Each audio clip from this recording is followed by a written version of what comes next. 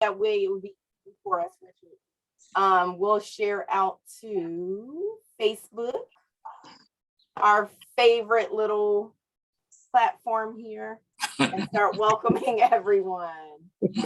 Not on my timeline, on my page. Yes. Because I remember when Facebook first came out and it was like, that was the thing. Oh, absolutely. I remember being in my apartment, I think I was like fresh out of college, like a year or two out of college. I can't remember exactly when Facebook came out. It was a couple years out of college, I think I was. And we needed our ID number to get onto Facebook. Like you couldn't even get on. You couldn't get on it unless you were a student. Yep. Exactly. Crazy. My how time. That was the whole spill behind the purpose. I mean, how Zuckerberg they started it off, right? You had to have ID numbers, college ID numbers. Yes, sir. You know, that's right. That's right. So I'm going to share this. So welcome, everyone. We are going to start our talk in a little bit, just sharing our flyer here. And we're going to have a great conversation with the Kings. So we have 2 people on Facebook. I see a lot of stuff here. Yep. So we're live. We're going to we'll do some introductions. Give a couple minutes for everyone to trickle in. Perfect. So Richard, I saw the Cherry Hill Waterfront Festival is coming up with Navasha Dea and your partners. Do you want to talk about the resiliency group a little bit? We can talk about all of that. I mean, I need to pull that up. I mean, I need to pull up the actual. Okay. I love it. Date and all that. Yeah, but that's. They were one of our awardees for our past Dr. Maxie T. Collier award ceremony. So I was so proud of them, and I was like, we really want to support their work and make sure that we're doing all the things that we could do to make sure their work is prosperous as well. Not to put you on the spot, just if you have it. Right. And we are on for 2 hours, right? No, just an hour. Unless you want to be on 2 hours. No. I saw 6 to 8. No, you already said. Okay, no. Roxana, no. Look, he's like, Roxana. Nope. Brother Richard always ready to go above and beyond. I love That's right. Cassandra, we ready to go. I mean, you say 3 hours all night, overnight. No, we just want some time for our Kings to really express themselves. We want to learn from what you guys have learned in your work, and then take questions from everyone that has questions. I may have some questions, but yes, not a heavy lift for us today. Cool. Okay. Yep. So welcome everyone. We'll get started. My name is Roxana Feenster. I am the executive assistant here at the Black Mental Health Alliance. If you can see my logo in the background. And I am here tonight. We are going to talk about men's mental health, everyone. A lot of times we are saying that our Black men need to do this, they need to do that, they need to talk. Well, we have leaders that are doing exactly that. And tonight is all about hearing their voice, allowing them to have the space and time to talk about all the things that they would want to talk about. And even though it's only an hour, I believe that we can really get some questions answered and connect with everyone out there, because we all have brothers, fathers, friends who may need support. And how can we be there for them if we're not willing to hear all the hard stuff and really just be that friend, be that support person. So I just want to introduce you guys. So June is Men's Health Month, not necessarily mental health, but I think that's part of Black Mental Health Alliance's mission. Not that I think, but it is part of our mission that our Black community gets optimal health, right? And mental health is part of that. So we have 2 Kings on tonight, King A. Richard Rowe and King Sonda Edwards. And we're excited to hear everything that they're working on lately, and how you can connect with them. And I'll drop that in our comments section as they're introducing themselves. And I'll stop sharing my screen so you guys can be larger on there. Welcome. Fantastic. Thank you, brother. Hey, look, brother Richard, I'm gonna go ahead and let you go first. I'd say again, excited to be here, but I will definitely allow you to go ahead and introduce yourself first, and I'll kind of bring up the rear. Okay. I'm on staff with the Black Mental Health Alliance, primarily focused on supporting and building the training institute that we have as a part of our key components of the organization, trying our best to lift up trainings that support, our people, culturally competent, culturally responsive, healing centered, love centered, focused primarily on addressing our overall mental health and well-being. So I serve in that capacity along with anything else that I'm asked to do to support the organization's mission. It's a strong advocacy-based educational entity, providing education, hoping to really bring greater awareness to our mental health and well-being as men, as women, as young people, as families, as a community. And so I have been serving in that capacity for a long time and doing work primarily with, not primarily, but a lot of work with Black men and young men and boys and families, and trying my best to make certain that we are in touch with, our powerful history, culture, and playbook. We have outstanding and powerful genius level psychologists and psychiatrists and social workers and mental health practitioners who have over the years provided us with the approaches, with the theoretic treatment modalities, the approaches and the ways to address our mental health and well-being as a result of living in a society that is hell-bent on targeting us and stereotyping us and demonizing us and criminalizing us and doing all those things that marginalize and minimize us and devalues and disrespects us. So when you are in a system like that, when you are up against a system like that, Brother Tsanonda, you've got to have ways of basically confronting, addressing, resisting, and making certain that you don't succumb and that you're not capitulating to the stereotypes and to the negativity that is constantly in front of us, all around us. And so this is all about going inward from time to time, addressing our self-care, addressing issues around our self-care, our optimal mental health, what that means, what it takes in order to achieve levels of optimal mental health. So that's the work. That's what I've been involved with over 30, 40 years of my existence on this dirt ball we call Earth. And I am honored to be a part of the organization, Black Mental Health Alliance, and could say more about that, but want to also just thank Roxana and our executive director, Andrea Brown, who basically is leading the charge these days and trying to move us closer to our North Star as a people regarding how do we survive, thrive, prosper, and develop psychological fortitude. How do we do that? Why do we need to do that? So I'm grateful to her, grateful to Roxana, who is always on the front line, making certain that these kinds of forums are taking place and lending her voice to the conversation. So I honor her. I honor all the women on this call. This might be a conversation focused primarily on Black men, young men, and mental health, but we honor our women because without you all, we wouldn't be.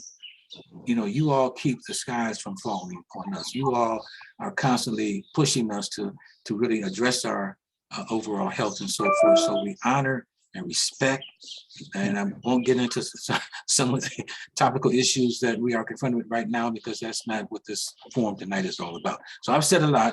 So Brother Tsanonda, I want you to share and offer your thoughts. Yes, sir. First of all, thank you so much, Brother Richard, for opening up that way.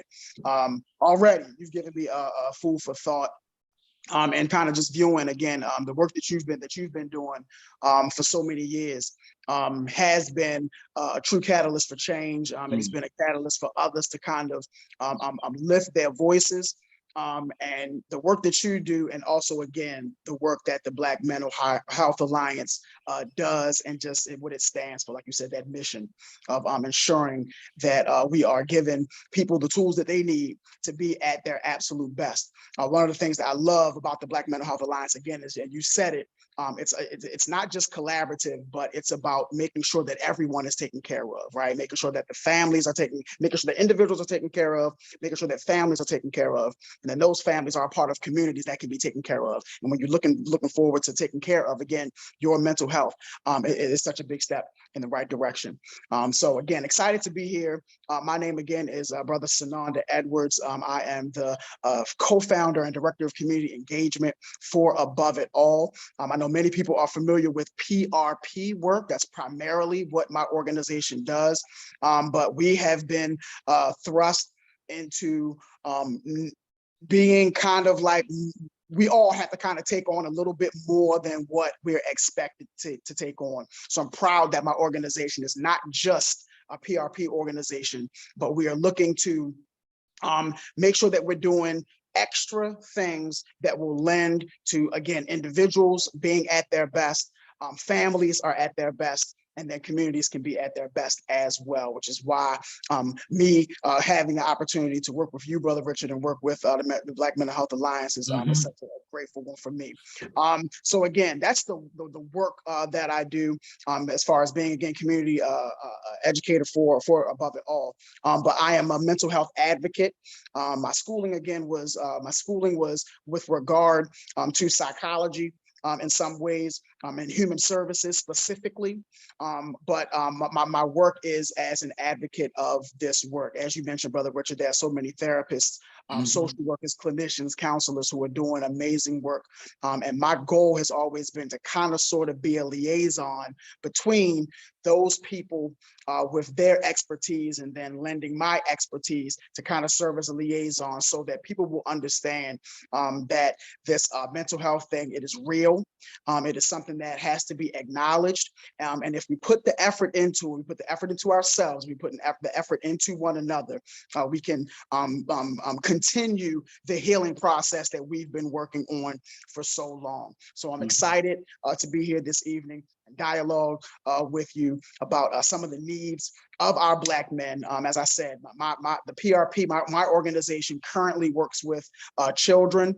We are expanding to a full OMHC in the coming months, so that we'll begin working with adults as well. But just as you said, Brother Richard, one of my biggest passions, kind of along with appreciating everything that our sisters bring to the table, and acknowledging that the strength that they have, and the resilience that they've been asked to carry, is one of those things where I want us to, we have to get into a point. I had a conversation a couple months ago with a few amazing Baltimore folks who are saying that the resilience that we are asked to carry on the ongoing basis, it is not right, it is not fair, that we have to always rely on our resilience. So in order to do that, we have to push ourselves to be the best that we can. And I think one of those things, one of the priorities that we have to have is making sure that men increase their voice and are really looking at mental health in a way that helps them to fortify themselves, fortify their families, and fortify communities. So again, excited about this evening.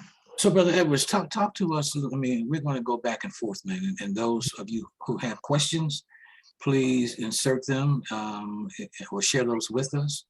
And we'll try to get to as many of your questions as possible. But, you know, I mean, the state of Black men and mental health, I mean, and young men, because that's who you do you're doing a lot of work with young men. What would you say is the state of their mental health and well-being? So I would start by saying that one of the things that I'm a former kindergarten teacher, so I like to start off with some positives, then maybe go into the negatives. Like we used to call it roses and thorns, right? Right. So we'll start with the roses first. I think one of the things, and even something that you mentioned, Brother Richard, in our dialogue, kind of leading up to this event. You talked about, yes, there is the kind of beginning of that kind of destigmatization of mental health and therapy and things of that nature. So that's a great thing that we've started that. So I think that our young people are getting more exposed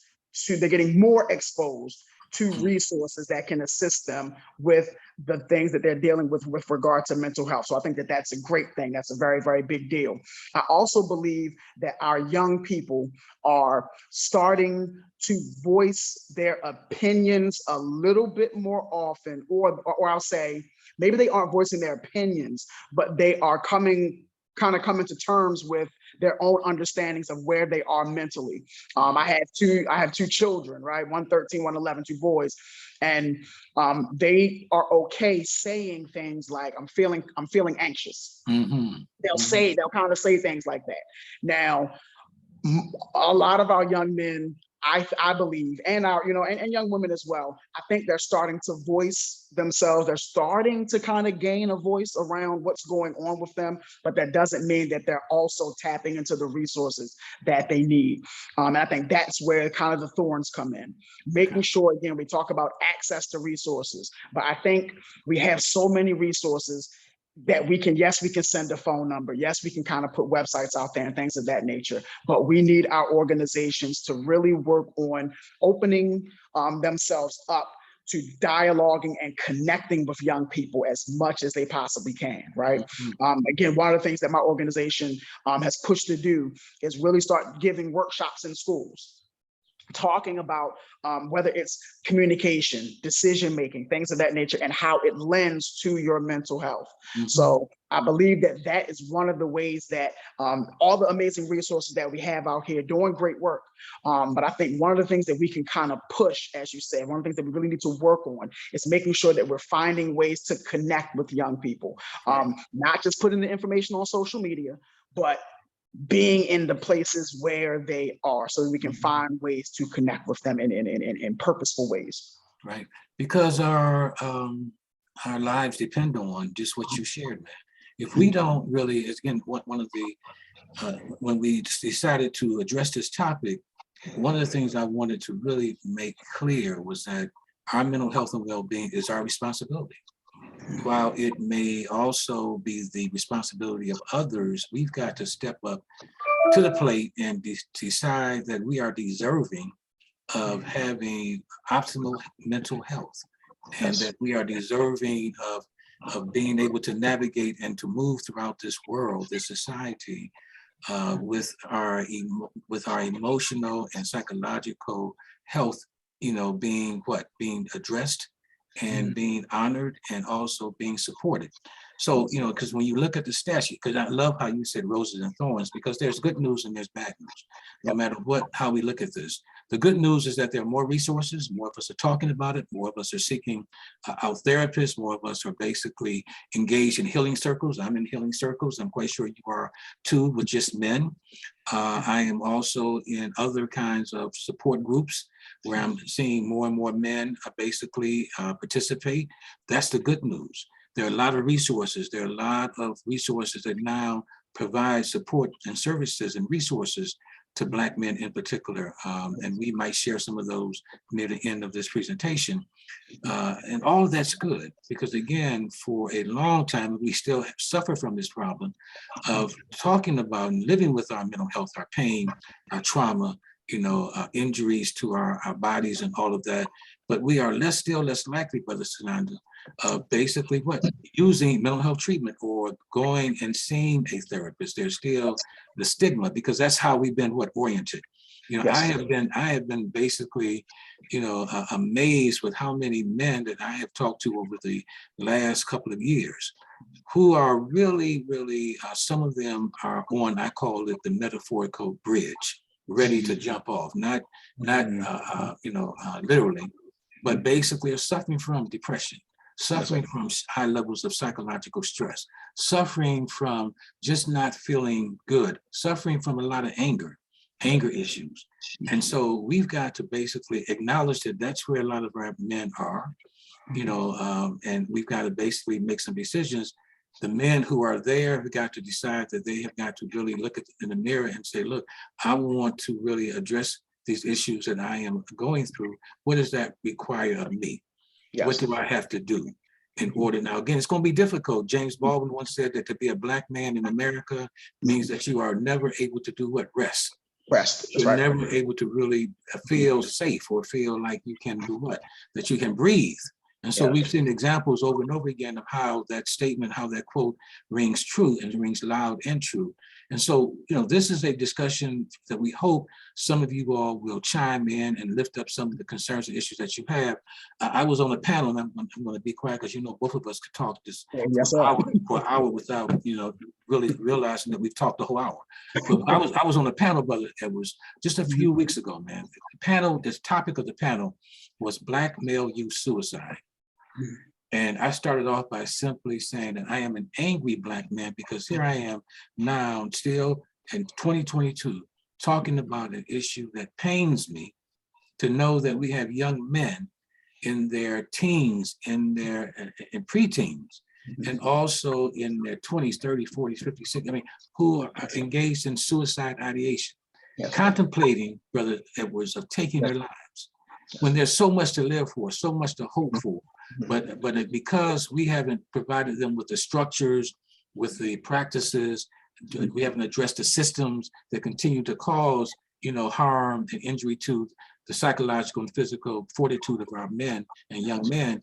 This is, they believe, is the option that they have.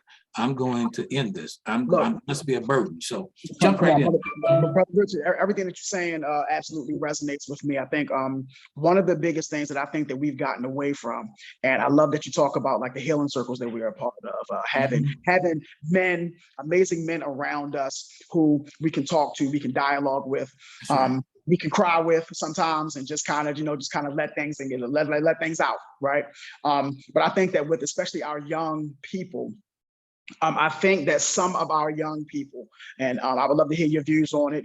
They may differ from mine, but I would love to hear it. I think that we have this kind of act where this amazing balance where you can teach me so much. I think our young people are previously, we taught our young people to have hope and dreams, and yes, work hard and take care of themselves. But I think that we have, I know years ago it was called the kind of microwave society, right? Where everything has to be done instantly. I think our young people have kind of gravitated to that so much that they feel that if they haven't achieved all of their dreams in a very short amount of time, then sometimes it sends them spiraling out of control. And you mentioned not having the support that they need because we've gotten away from the tribe mentality. I think that I'm hoping that we're starting to kind of pull back to that. We're starting to kind of lean on one another and talk to one another instead of, I remember years ago, we kind of started to gravitate toward a mind your business society. Man, I'm minding my business. I mind my business. And while I think it's okay to be selective about our decision making, I think that we do have to make sure that we are reassuring each other, that we are giving each other doses of hope, especially with our young people, because a lot of them feel like if they haven't achieved everything almost instantly, that life is no longer worth living. And sometimes we have to make sure that we are, again, connecting with them in ways that are not normal. Small things, I always give us examples. Like we have to kind of get out of asking, well, how was your day at school? Because 9 times out of 10, they're going to say it was okay or it was good, one word answers, nothing simple. We got to start really dialoguing with them and asking them, okay, so just randomly, man, I'm just going to say, let's say we were taking a trip somewhere. Give me maybe 3 or 4 people in your class who you would invite on this trip. If we say we were going to fly out to Florida tomorrow, give me 5 people. Okay, then they give you the 5 people. Well, why'd you choose them? Just really finding ways to figure out what they're thinking, who they're engaging with, what their thoughts of others are, because what that does is it allows them, it allows us to connect with them, but it also gives us an opportunity to pour into them in ways that aren't the regular ways, right? That's what I call it, regular ways. But we have to really push to make sure that our young people are getting the support that they need so that they know Literally, there is a such term as a dream deferred, right? Sometimes you may not get that thing today. You may not get it today, but with the right support, you know what? I know a brother that can talk to you about it. This situation went this way for him, but now he's turned that thing around. So let's go sit down and talk with him. We have to find ways to connect and make sure that our young people, while they have dreams, they don't believe that these dreams have to happen today, that we can set processes in place and we can set support systems in place to help our young men and our men even. Because some of our men, sometimes we get to a point where we feel like we haven't achieved all that we should. And sometimes we got to get that pat on the back like, yeah, man, it's okay. Let's turn this thing around. No problem with being held accountable, but let's turn this thing around and push forward. Right. And unfortunately, because we define ourselves from the outside and not from the inside, you know, what is manhood, Black manhood? What a Black, you know, being a Black man in America, what does that mean today? You know, we have adopted these white European stereotypes of manhood, and that is the rugged individualism, Brother Tsanonda. You know, I can do it by myself. I don't cry. I basically don't need help.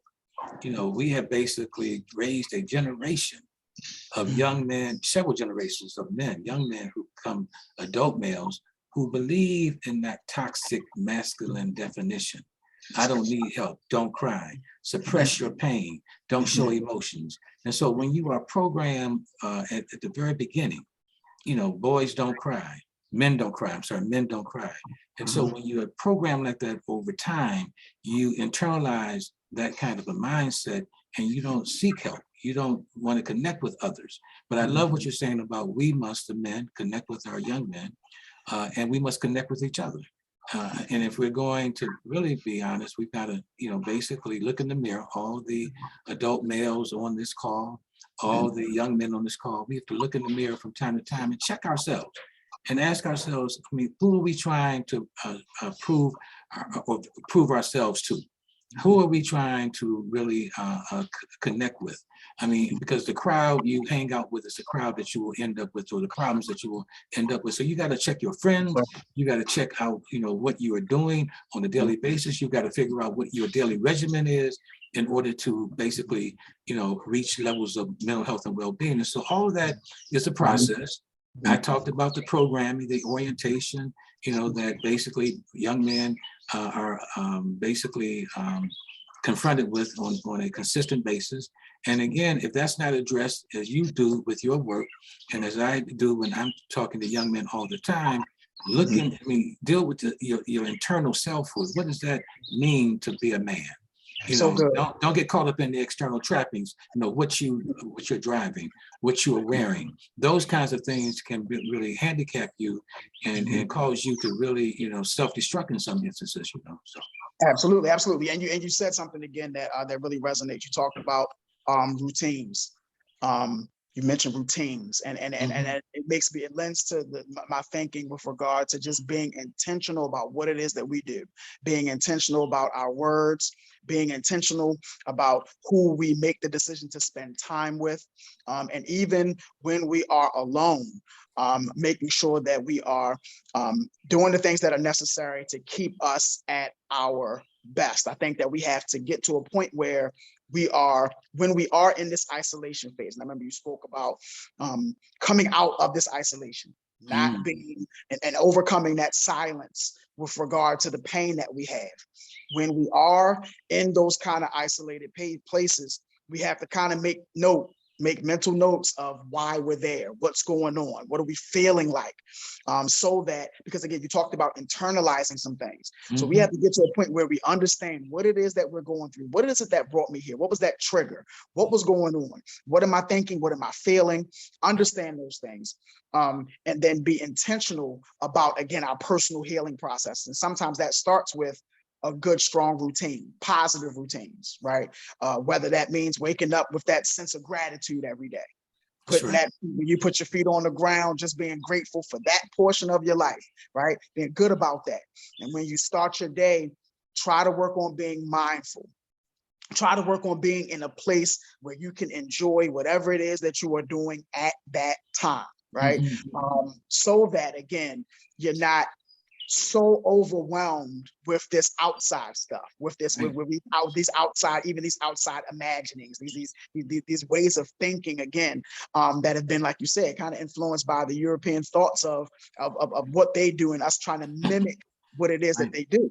Right. When the reality is, and it's so interesting, one of the things again, when we had a chance, when I looked at that email with regard to what we want to be dialoguing about, Mhm. you said something, Brother Richard, that was positive, that just really stuck with me. You talked about the racial stereotypes that Mhm. we battled, and how it's still going on today. And honestly, I looked at it in two different ways. One way, and I'm gonna say this quickly, it being we're kind of in the the glow of the Juneteenth celebration, right? So Mhm. quickly down a little walk down history. When I think about how we as Black men were depicted, Mhm. back in the day, right? You talk about, that Sambo, That's right. that Jim Crow. You talk about these ways that we were depicted and how Europeans saw us. How because some of them had never even interacted with Black people, but then once you started having minstrel shows and things like that, these were the thoughts that they had of us. They weren't always positive. So we have to get to a point where we are extracting the negativity out of these perceptions in as many ways as possible. We have to extract the negativity out of it. And again, to your point, it starts with us, with the way we see ourselves. It starts with that. And it starts with, again, not having what's pleasing to the outside world, but understanding some of the things that will really, really make us happy. Like we have to really connect to joy, connect to gratitude, connect to those things that really motivate us to be at our absolute best. And those are some of the things, again, that men need to do, as opposed to looking at some of these kind of outside perspectives and perceptions of who we are. Find ourselves, dig into that, and then push forward. Right. Some powerful comments are showing up in the chat box. How do we change the narrative for our men and boys, and how do we get them to believe how great they are? That's one powerful statement that somebody placed in the box. Be in bondage to an image and not self-discovery. We've been talking about that. Routines are good. Practice, every day what you want to see happen in your life. Declare it and write it down. I always basically start my day with affirmations. Some folks start with prayer. I pray too. But we start with prayer. We got to basically insert affirmations. I start with music too, brother. I play John Coltrane, Pharrell Sanders, Freddie Hubbard. I might put in Common, also Curtis Mayfield. I go up and down. I go in all the genres, music genres, man, to really start my day, especially in this world, man, Tsanonda, that basically has shown us over and over again that our lives really are not valued as Black men or as Black people. And so what then do we do? And what can we do? So I love the comment that someone lifted up in terms of changing the narrative. And let's spend a second or two talking about how do we change the narrative so that we can really resist all of the external forces, pressures that are coming at us 24/7, 365. I love it. I think it first starts, Brother Richard, with taking pride in who we are and what we do. That's right. And I mean that on levels. Again, take pride in living one more day. You just spoke about suicide rates right now, and not just the suicide rates, but the suicidal ideations. There are a lot of thoughts about suicide, right? So again, waking up in that morning and starting that day, take pride in that. I started this day. This is another day. Affirm myself. Let me affirm myself in this day, and then push forward and make it happen. I think, again, it also means to take pride in some of the things that we do that aren't always as readily recognized. Take pride in being amazing Black fathers. Take pride in being amazing Black coaches. Take pride in being amazing Black educators. Take pride in what it is that you do. And I don't mean that in terms of a profession or title, but I know that some of my best friends are educators because they teach my children, right? So you're an educator. You are educating people. So it's not just about your profession specifically. It's about what it is that you do, taking pride in what it is that you do, taking pride in either the positive impact that you are having or the potential positive impact that you can have. I think that positivity, like I always tell people, we don't have to walk around with a joker smile plastered across our faces all the time. We don't necessarily need that, right? But what you can do is you can try to interject positivity everywhere that you are, just by being a positive presence, or by ensuring that you're not the person that's bringing the negative into situations. Figuring out ways that we can motivate one another, push one another to be better. But again, it starts with us. And again, taking pride and using that as a foundation for ongoing success. I think that would be and we have everything we need. We have everything we need, Brother Tsanonda. We don't have to look outward to basically figure out which direction we need to go in. Again, beautiful comments are coming into the chat box. We need to refer to them. Folks have to be taught to affirm themselves. You know, folks have to be taught about their greatness and our gifts. And I simply would urge everybody, you know, who is listening to read 15 minutes a day about who we are and our greatness. 15 minutes a day can shift your attitude and can cause you to center yourself on compassion, love, justice for us. That's right. Black women and Black people. You can shift the narrative if we were reading more. You know, so again, if you don't like to read, I mean, I love reading. I know you do too, Tsanonda. We love reading. But if you don't love to read, then there's always YouTube videos that you can also check out. Or you can basically, again, figure out how you're going to start your day and also how you're going to end your day. Yes. You know, I have to say every day, brother, is a blessing. And every time my head hits the pillow at night, I'm saying thank you and I'm in gratitude, you know, that I haven't harmed anyone. I haven't, you know, again, I ask the questions every day. If it's something that I am getting ready to do that could harm, hurt, or injure another Black person, male, female, child, whatever, don't do it. Yes. You got to ask yourself, these are mental health questions. Yes. These are questions in order for us to do what? To really save our lives, mentally, physically, spiritually, socially, economically. We've got to have these conversations with ourselves and with those that we love so that we don't implode or explode. Because a lot of exploding is taking place in our community, brother. You know, we are hurting each other in our community. So a lot of exploding because we haven't addressed the issues that we're talking about right now, the issues that folks are commenting on right now. And we're hurting others who look like us. And that's some of it, most of it is not intentional, but if you've been programmed to do that, then you do what you've been taught to do. So external, if you don't address these issues, you will explode and you will also implode. So we are hopeful that folks listening to us, and we are encouraging you all to simply lift up the questions or the comments so that we can really change the narrative and move in a direction that is self-affirming, that is life-giving, life sustaining. We want to basically adopt those kinds of rituals, practices, ceremonies, and structures so that we can really become our best, be our best, and bring our best every single day and save ourselves you know, from the forces from without. So Absolutely. Again, we don't do it word of wisdom message. I mean, so I'm just reading a few more of the comments. Please look at the Black King whose authenticity, love, and pride in work touch many. Oh, he is a great personification of this. Thank you for whomever who shared that with us. Folks have to be taught again to affirm themselves. It's difficult. You are, you know, so again, we have folks who are agreeing in agreement and also sharing, Brother Tsanonda, you know, practices that we need to adopt in order to really move, you know, in a direction that is life-giving and life-saving. Absolutely. And Brother Richard, you actually mentioned something that was very, very powerful. Again, in talking about kind of like isolation and lashing out, right? Part of that lashing out, it stems from the isolation. Sometimes you have these feelings that they are bottled up inside of you. We're not always finding positive ways to let them out and let them go.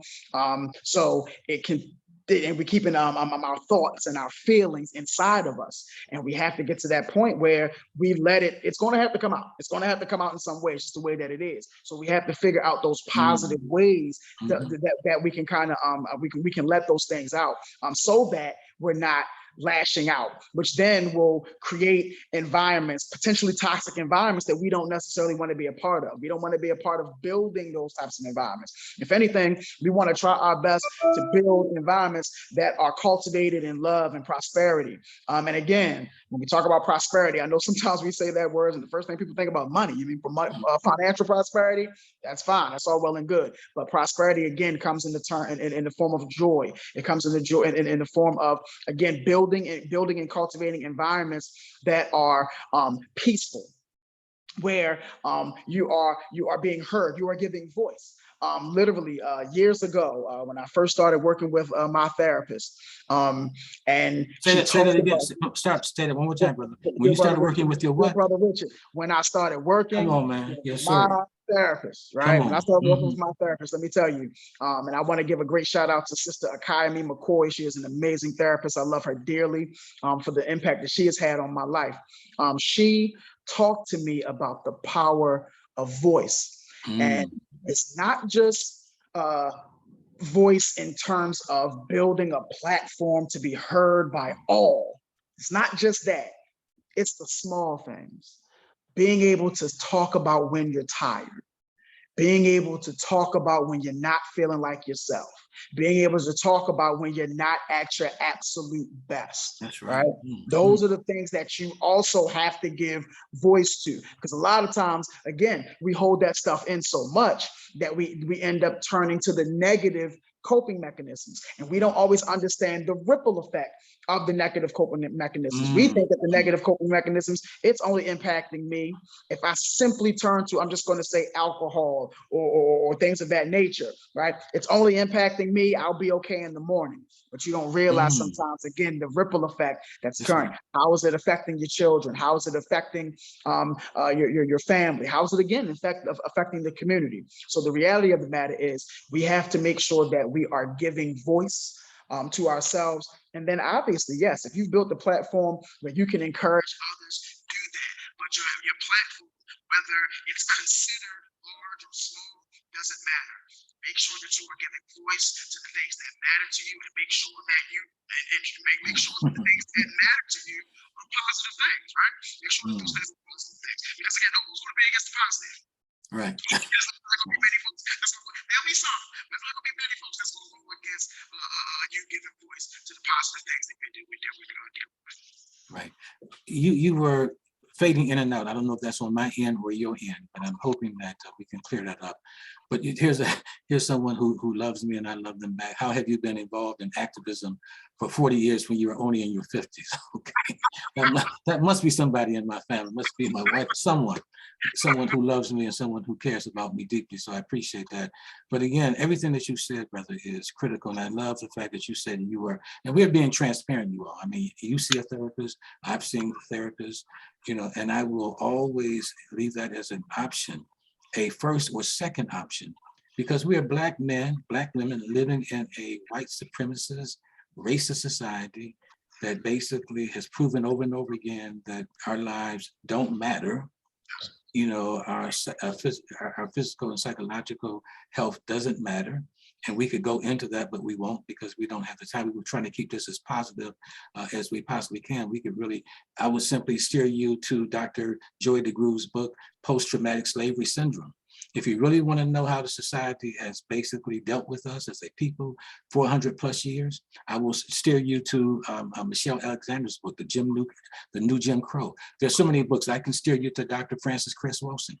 I can steer you to, the psychological, breaking the psychological chains of slavery by Dr. Naim Akbar. Brother Tsanonda, we can go up and down the list of powerful documents, books, videos, TED Talks. I mean, there's so many. That's why I'm saying to all the Black men, let's keep this focused on Black men and young men as well. There are so many resources and so many things available to us right now that didn't exist 20 years ago, 30 years ago. They're right at our disposal. They're right in front of us, and we've got to go run to them and basically download, or run to them and basically, listen. Everybody walks around with the phone. I was listening to a number of powerful healers last night, on my computer, brother. I mean, again, the computer is not for just games. It's not just for the superficial. It's about using the technology that we have at our disposal, anything we have at our disposal, to share with others who we love and care for. And that should be all of us, to lift up each other, those who we care for, and everybody in our circle, in our orbit, to lift them up, celebrate them, honor, praise, and to, as one of my mentors and friends, Dr. Bruce Purnell, says all the time, and I use this affirmation a lot: love ourselves as if we've never been hated. So imagine, brother, if we internalize just that, love ourselves as if we've never been hated. And so it's an affirmation that I say and internalize every single day, and I hope others will do the same. But that's the kind of daily, practice and regimen, self-care. We, again, brother, we've been talking around it and talking about it, but when we get on the plane, those of us who've been fortunate to fly, we get on the plane, and what do they tell us in the opening presentation? If there's turbulence, and there's a lot of turbulence around us, what do they tell us, Ananda? I'm gonna stop and let you tell the folks what they tell us, brother. Make sure that if anything happens, those masks down, you take care of yourself first. Put it on what? Yourself what? First. Right? Put it on yourself first. You got to. You talk about self-care, Brother Richard.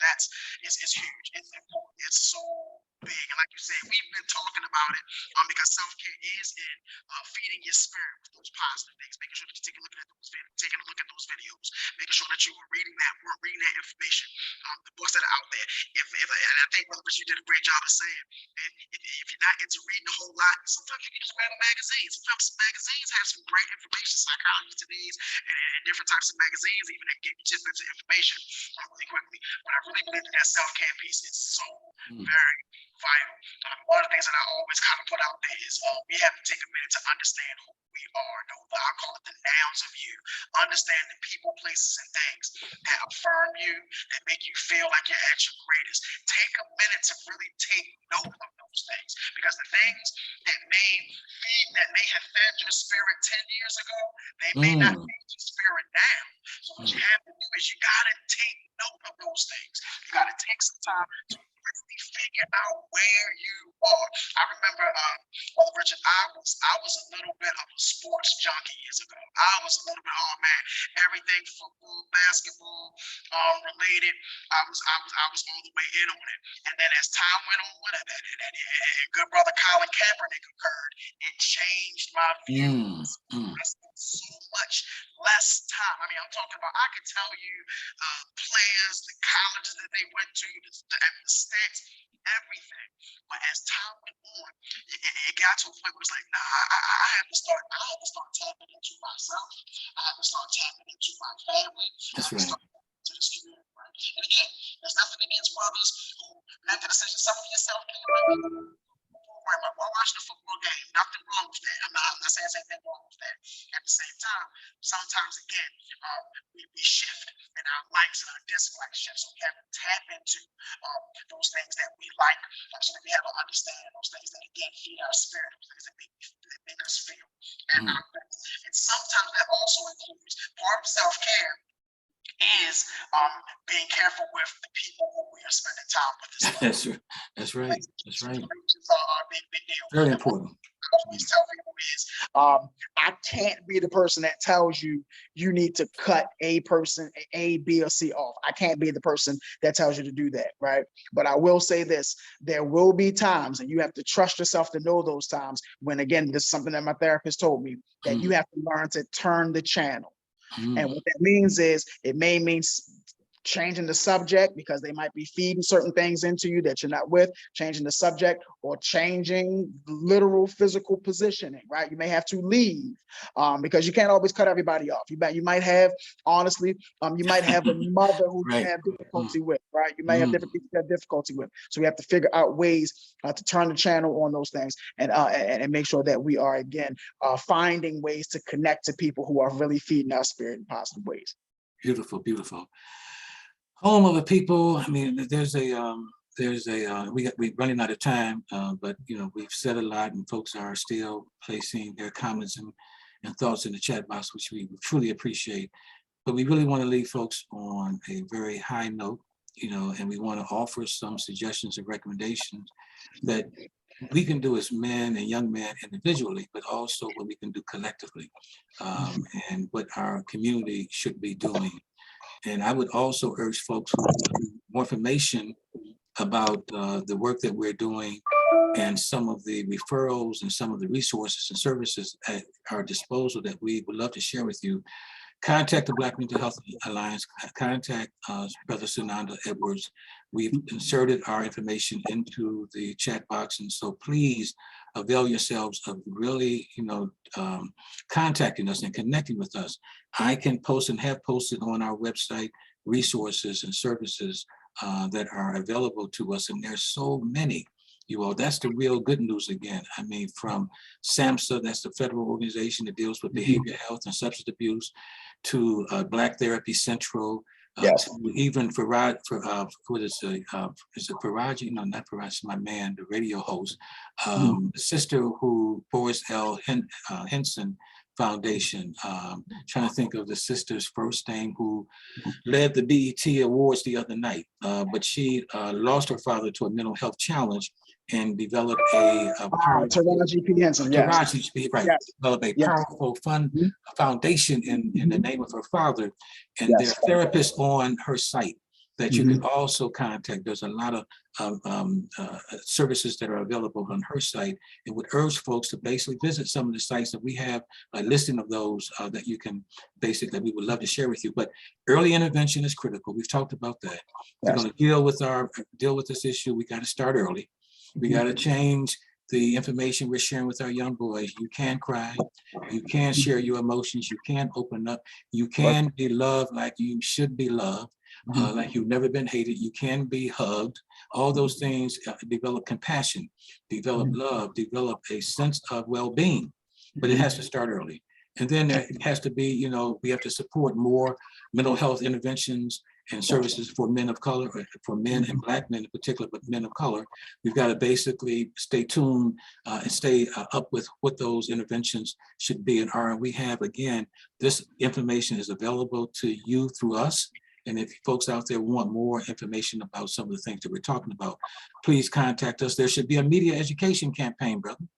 I've been calling for that for a long time, a media education campaign targeted and directed solely at Black men and young men who will break down the stigma of seeking help and contacting therapists and engaging in mental health practices, joining healing circles, all of that stuff. And there are a whole list of other things that we could share.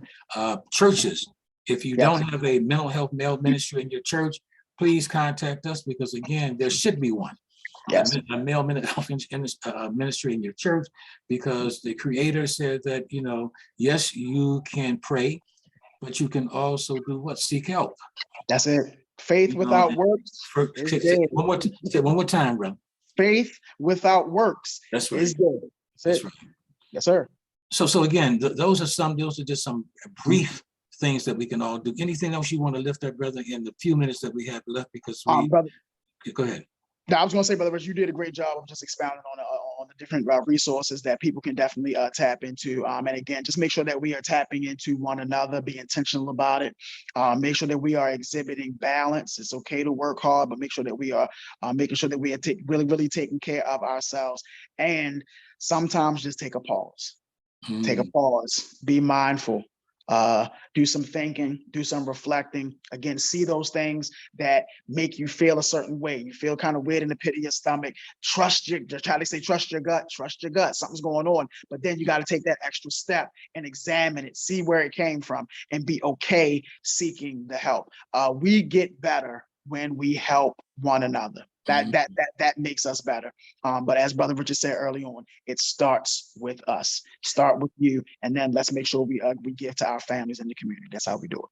That's right. And again, I'm always quoting African proverbs and affirmations by African people and Black folks. There's one that I always lift up. If we want to go quickly, wherever that means. If you want to go quickly, go alone. But if you want to go far, go together. This is about going far together, our people, my people. And that's what the Black Mental Health Alliance is all about. That's what Brother Tsanonda, Yes, sir. his work is all about. We want to help each other. We must. It's not an option.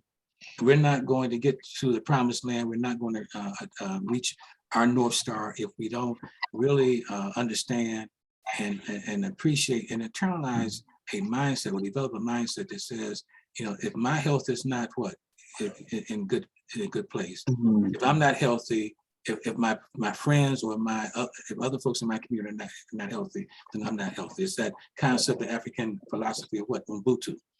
And Ubuntu says, I am because we are, and we are because I am. Man. And it's a African philosophy that we have to embrace. Again, we have everything we need to really heal ourselves, to uplift ourselves, to celebrate ourselves, and to honor ourselves. And we've got to really move in that direction. And that's the direction that we want all the men and young men on this call to basically adopt.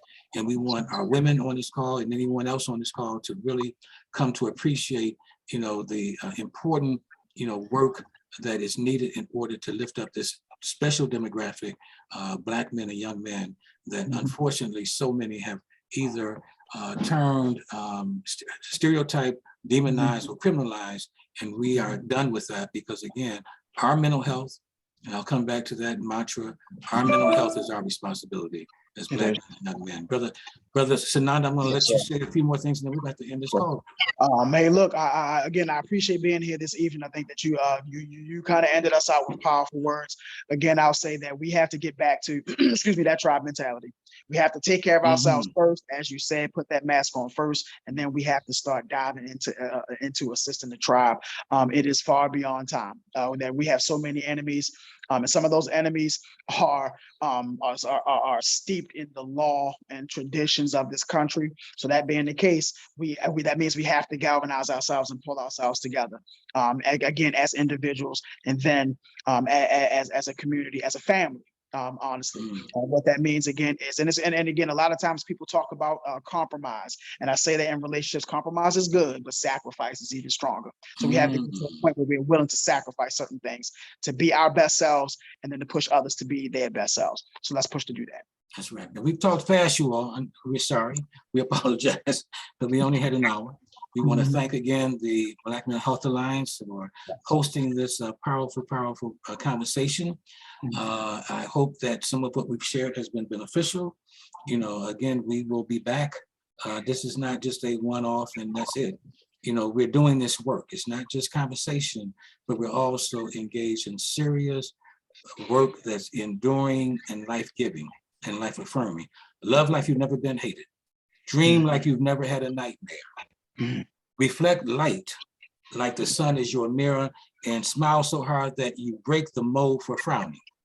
And those are a few affirmations, brother, from Dr. Bruce Purnell, again, one of the most preeminent and one of the most gifted psychologists that I have been able to come in contact with, who keeps sharing with me and others. And we basically, give each other a lot of love, because his whole theme is love centered, the love war movement. And so we've got those kinds of folks in our midst. And again, these are the connections that we really want to make and we really want to lift up and support.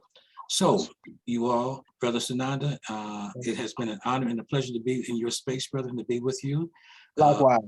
Black men, we are, and young Black men, we deserve optimal mental health and well-being. But in order to achieve and obtain that, we have to make a decision now, today, that our mental health is our responsibility. There is no options left for us except to take responsibility for our mental health. Appreciate you all, love you all, and know that we'll be back again in the future to really deal with this topic and subject one more time. Love all the Black women and young women out there, and we appreciate you all and love you all as well. And Black community is all on us. So thank you all. Please be great, and please be good, be well, and be safe. Thank you all very, very much. Thank you, Richard. Thank you, Tsanonda, for sharing your thoughts with us and really giving dropping some knowledge. I think this shows that we may need you to do your healing circles again in the fall, Richard, and expand it out a little bit. I know COVID kind of had us sidetracked, but hopefully we can do that in person again. So Roxanne, did we do a good job? I mean, did we take up too much time or This is Andrea. If I could just say, I know you didn't see called Roxana. You guys were great. I mean, wow. and every time I hear you and I hear Tsanonda, I'm like, oh my God, Yeah. right? It makes me so proud to be a Black woman. It does. When I listen to what you both have shared, and tonight you did something that I haven't heard you do. You What's said, that? "Go be great," right? You said, "Go be great," That's right. and I think I shared with you. You know, my father used to be a judge, and I'm only sharing this because of what you said. And he used to put his robe on and tell his law clerk, he said, "Now let's go do justice," right? And so when you said, "Let's go be great," right? Yeah. That's a call to action. Go be Yeah. great because Go you be can, great. right? Yeah. And so I've never heard you say that. You know, I'm always writing stuff, right? And I'm like, that's it. Go be great, right? Yes. That was good. Wow. So I say all of that to say, number one, I saw somebody dropped in the chat, can they get the recording, right? And so I just think about, can you imagine hearing that in a classroom with young Black Right. boys, hearing the two of you and hearing, you know, you in your 50s, ha ha ha, and then Tsanonda in his young, his teens, right? just that alignment, right? It's a game changer. That's all I'm gonna say. We got work to do. And it's I love needed. it. Yeah. I love it. And again, Yeah. Brother Richard, Yeah. you said this is not just dialogue. And then Sister Right. Andrea, it's like saying to your point, Yeah. this is not just dialogue. Go be great. That's your first Right. charge. Your That's first right. That's charge is right. go be great. Oh, that's That's right. And, You and wanna return come- and, here- and here return you to can- right. Go ahead. No, I was just gonna say, we always, you know me, Richard. I'm like, what's the call to action? That's right. it. Go That's be right. great. That's right. And here's how. Oh my God, you messed me up, both of y'all. You just messed me up. Right. And so, Go be great, love it, and return. And so Yeah. because we can return to our greatness. Yeah. yes. Return to our greatness. I mean, that's who we are. Go And be if we understood, that's psychological fortitude to adopt that kind of affirmation, that life affirming sense of self. Who we are, we were once great, we can be great again. Go be great. Go be great. Go be great. Oh my God, Tsanonda, and I know this. I sent you something. Did you get it? I didn't. I probably do. I Check probably need to check. This Okay, month has been just check crazy. It's been a crazy month. Listen, Yes, I